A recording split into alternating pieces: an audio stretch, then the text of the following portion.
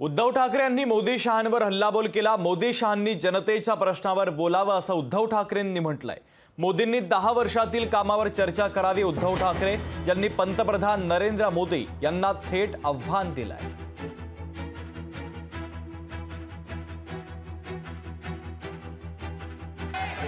अमित शहाजी, तुम्ही मला जे आव्हान दिलं काल की तुमच्यात हिम्मत असेल तर याच्यावरती बोला, तुम्ही तुमच्यात हिम्मत असेल सावरकरांवर बोला, सगळ्यावरती बोलायची माझी तयारी आहे।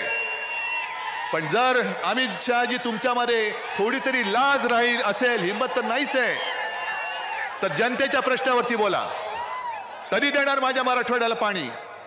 10 वर्षामध्ये केंद्राने काय दिलं मराठवाड्याला त्याच्यावरती चर्चा करा। मोदीजी, तुम्ही 10 वर्षापूर्वी चाय पे चर्चा केली होती ना, आता 10 वर्षात केलेल्या कामावरती चर्चा करा। आणि जो जिंकेल मी निवडणुकीतनं बिनशर्त माघारी घेईन आणि घरी जाऊन बसेन। जनतेने ठरवायचं की कोण खरं आणि कोण खोटा आहे। तरी माझी तयारी आहे।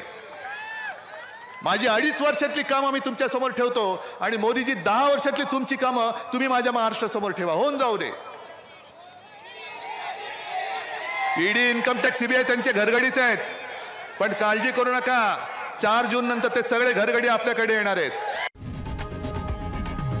लोकशाही मराठी ऐका, पहा, जागरूक रहा।